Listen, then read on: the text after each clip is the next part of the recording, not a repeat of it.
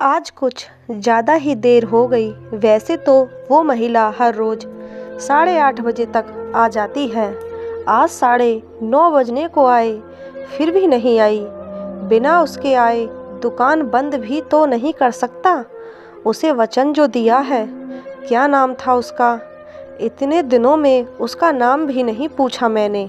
ये सब बातें रमेश के दिमाग में चल रही थी। कुछ दिनों पहले ही तो उसने ये डेयरी शुरू की थी। उसकी ये दुकान ज़्यादा बड़ी नहीं थी, जिसमें वो दूध और बाकी मिल्क प्रोडक्ट्स रखता था। उद्घाटन के दिन ही पहली ग्राहक बन एक महिला उसकी दुकान पर आई थी। उसकी गोद में एक छोटा सा लेकिन बहुत ही प्यारा बच्चा था। उसने एक दूध की बोतल ली और रमेश से बोली, भैया अभी मेरे पास सिर्फ 10 रुपये हैं, बाकी के आपको कल तो दूँ तो चलेगा? रमेश ने एक बार उसकी तरफ देखा। गरीब थी बेचारी, गले में मंगलसूत्र नहीं, माथे पर सिंदूर नहीं, शायद पति मर गया होगा बेचारी का। रमेश ने अंदाज़ा लगाया। पुरानी मैली साड़ी को कई जगह रफू किया हुआ था। माथे से पसीने की बूंदें बह रही थीं। फिर उसकी नज़र उस मासूम बच्चे पर गई, जिसके मैले चेहरे पर एक निष्पास हंसी थी और अभी अभी आए 2 दांत उस हंसी को 4 चांद लगा रहे थे। रमेश ने उस महिला की तरफ देखा और बोला, कोई बात नहीं बहन, आप मुझे बाद में पैसे दे देना। बड़े समाधान के साथ महिला ने रमेश की तरफ देखा और बोली, भैया मैं ज़रूर आपको कल पैसे दे दूँगी। यही पास में ही उस दूसरी गली में छोटा सा घर है, वहीं रहती हूँ मैं। रमेश मुस्कुराते हुए बोला, कोई बात नहीं बहन, कल पैसे ना हो तो भी चलेगा, जब आपके पास होंगे तब दे देना। फिर वह महिला वहाँ से चली गई। अगले दिन वह महिला पैसे लेकर डेयरी पर आई और पैसे रमेश को देने लगी। रमेश ने पैसे लेने से मना किया और बोला, नहीं बहन, मैं ये पैसे नहीं ले सकता, क्योंकि कल आपने मेरी बोहनी की थी और कल मुझे 2000 का फ़ायदा हुआ। आप मेरे लिए बहुत लक्की साबित हुई, इसलिए यह पैसे मैं नहीं ले सकता।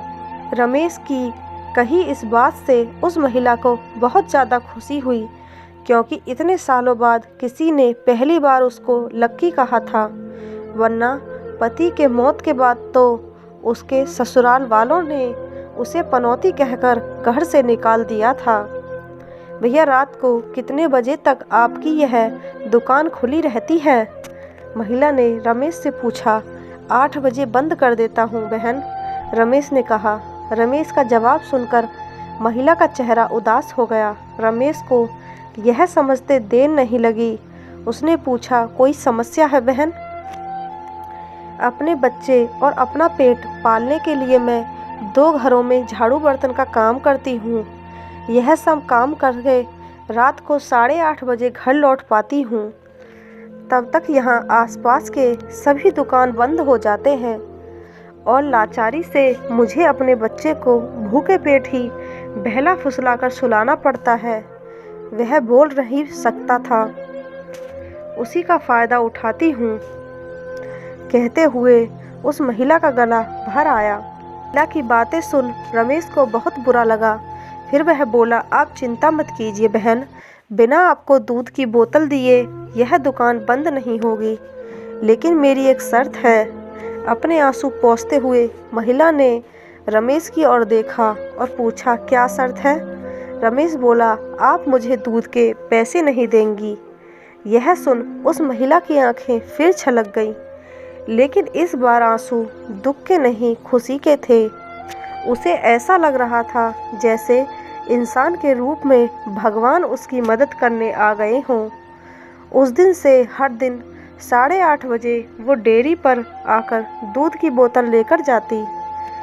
धीरे धीरे 5 महीने बीत गए और धीरे धीरे महिला बीमार होने लगी। ज़्यादा काम और चिंता की वजह से उसका शरीर दिन ब दिन सूखता जा रहा था।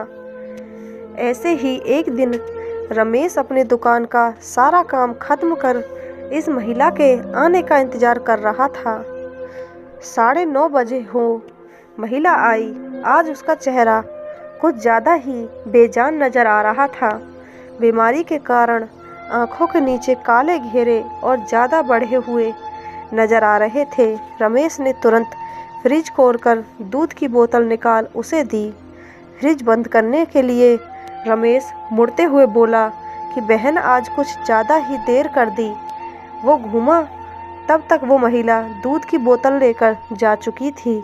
उसने सोचा आज ज़्यादा देर हो गई, इसलिए वो जल्दी चली गई।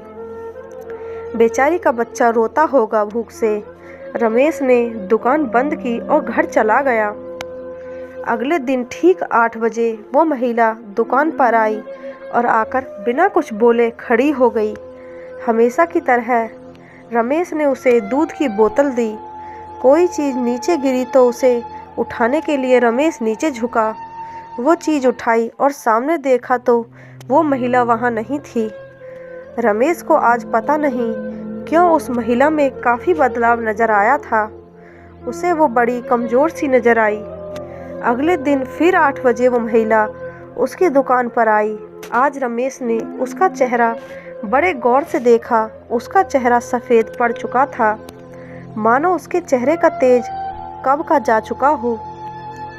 उसने सोचा बेचारी गरीब महिला करे भी तो क्या, ना किसी का सहारा, ना अच्छी आमदनी, ज़रूर पैसों की कमी की वजह से बीमार होते हुए भी दवाई नहीं कराई होगी।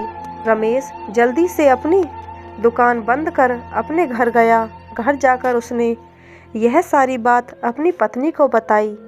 उसकी पत्नी भी उसकी इस तरह भले स्वभाव की थी। उसे भी उस महिला की परिस्थिति पर दुख हुआ। वो रमेश से बोली, ऐसा करते हैं, कल उस महिला के घर चलते हैं और उसे किसी अच्छे डॉक्टर को दिखा आते हैं। रमेश को अपनी पत्नी की बात सुन उस पर गर्व हुआ, क्योंकि उसके विचार भी उसी की तरह दूसरों के प्रति परोपकार के थे। अगले दिन सुबह दोनों उस महिला के घर जाने को रवाना हुए। रमेश को उसका पता ठीक से याद था। जब वह उस छोटी सी गली में पहुंचा, तब वहां एक छोटा सा मकान था, जिसके आसपास दूर दूर तक और किसी का मकान नहीं था। जैसे जैसे वे उस घर की तरफ बढ़ते जा रहे थे, वहां एक बदबू तेज होती जा रही थी। दोनों उस मकान तक पहुँचे और दरवाज़ा खटखटाया ही था कि वो खुला हुआ और वो बदबू असहनीय रूप से बढ़ गई। फिर भी दोनों अपने नाक पर कपड़ा रखकर उस अंधेरे मकान में घुसे, जहां बच्चे के खेलने की आवाज़ आ रही थी।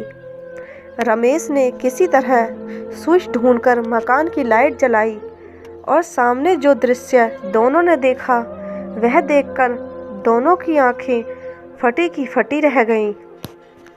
उस कमरे में उस मासूम बच्चे की माँ मरी हुई पड़ी थी। उसे देखकर लग रहा था कि वह 3-4 दिन पहले ही अपना देह त्याग चुकी है, क्योंकि धीरे धीरे उसका शरीर सड़ने लगा था।